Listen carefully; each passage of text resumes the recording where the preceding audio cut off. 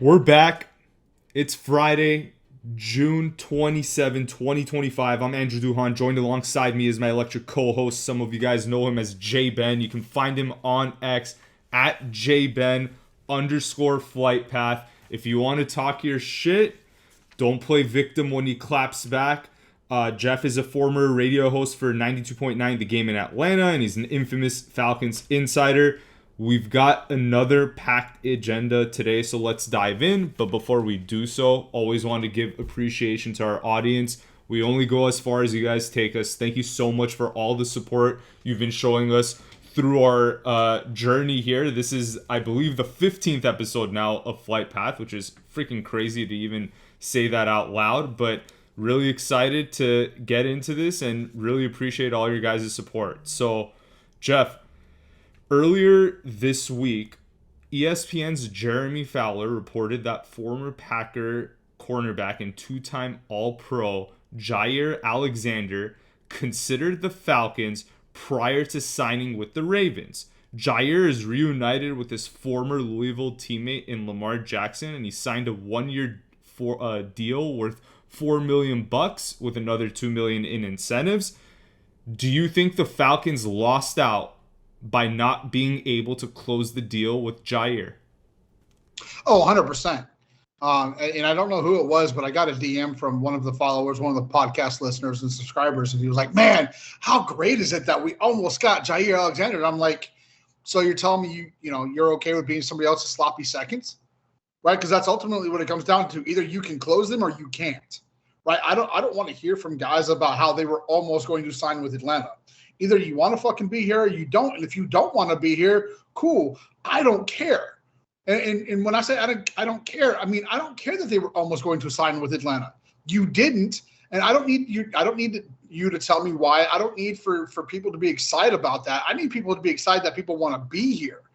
It is actually kind of baffling to me, given how highly rated the Falcons were this last year on the players' rankings of everything, that you would go, oh, you know what? We're going to go play in Baltimore, a shit city with an average fan base.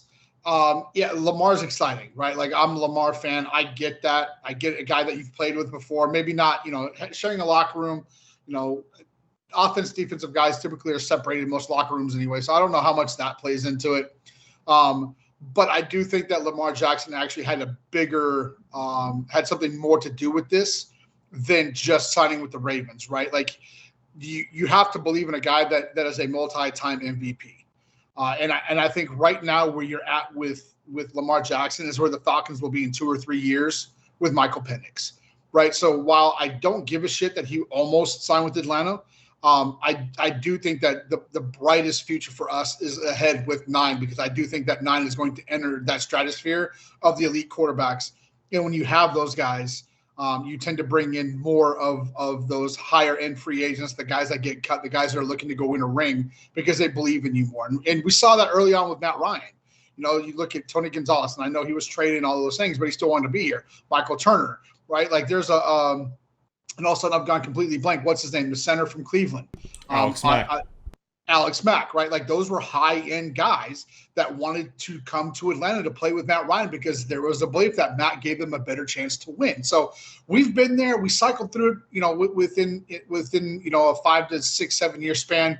We're cycled out of it now, but I think that Michael Penix gets us back there here sooner than later. So here's my qualm with it, and I don't think this is going to be a popular opinion. I actually don't think that, from a football mind perspective, I think he's a great fit. You put him opposite towards AJ Terrell. You have two excellent corners on either end. But I think from a locker room standpoint, culture, and just how young our team is, I don't know that Jaire is the best fit. He had problems in the Green Bay locker room. There was even an incident where he walked on the field with the captains against the Panthers, I think in 2023, got in trouble with his coaching staff. They suspended him a game. I think when he was exiting the locker room in 2024 or last year, and reporters wanted to question him, he basically said, I have nothing good to say about the Packers, right? So he is sort of a problem in the locker room, and I kind of want to keep that crystal clear. I understand that he's 28 years old, and he's potentially younger than Ramsey, but Ramsey is kind of like a player coach. Jaire is, he's great, but he's looking for that next contract. He's just looking to get his picks. He doesn't care about, mentoring the young guys. In my opinion, I've never seen that out of him. Maybe that changes in Baltimore, but I don't know that really bodes well with what we're trying to build in Atlanta right now. No, when you look at Jalen Ramsey, I mean, the Rams want to bring him back, right? Like, he wasn't a locker room issue. He wasn't a guy who was going to defy his teammates and go be a captain when they didn't vote him one, right? And so I absolutely agree with you. You have a young core like you have here in Atlanta. You're trying to, still kind of establish an identity of who you are under Raheem Morris. It probably was lucky that you didn't end up signing a guy who could have disrupted a lot of those things. So I absolutely agree with you. It may be unpopular, but I also agree with you 100% that it was absolutely the right thing that did not happen. And the other thing that people don't talk about too, the guy's been playing for 7 years. In 3 of those 7 years, Jeff, he only played in 7 or less games. So we're talking about almost 50% of his time in the NFL. He couldn't even finish half of season. So like, not only is he a headache, but he also has injury problems too. So I think we did good by not signing him. Whether we get Ramsey or not remains to be seen. But I also think that Baltimore is kind of the right spot for someone like Alexander. I think that he's going to do well there. They have the culture. They have the defense. They have the locker.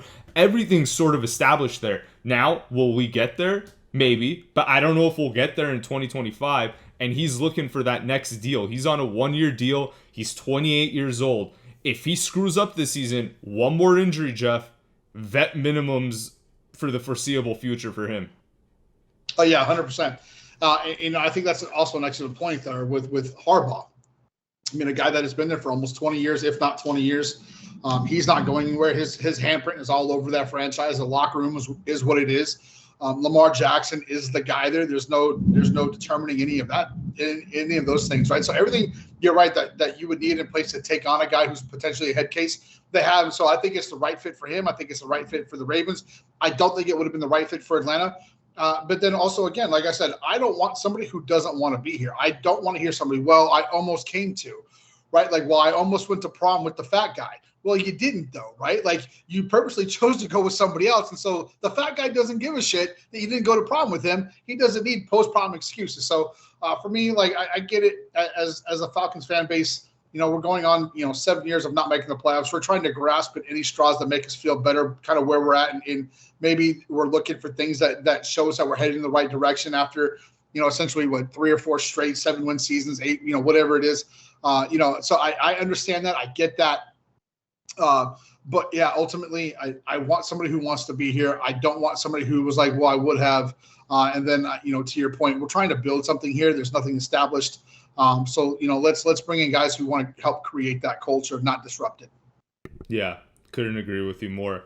Funny that, we're talking about Baltimore taking chances on guys that maybe don't have the best locker room, vibe or whatever, but they were also the team that drafted Mike Green, who has a bunch of question marks that heading into that 2025 NFL draft too. Obviously a very, very different situation than Jaire. Jaire's more just maybe a problem for the coaches and didn't really, wasn't really accused of the things Mike Green was accused of. But it just shows you Baltimore's willingness to gamble on those types of players. It shows you the confidence. It's not that they're kind of like trying to do what the Bengals did maybe 10 years ago, where it was kind of like, they're just recruiting all the bad boys in the NFL. It just speaks to the confidence that we got everything in place so we could take on a uber talented guy like Alexander, like Green, and train them up, and hopefully they either fit in or we cut them. They Harbaugh and the GM over there have earned the right to make a few fair share of mistakes.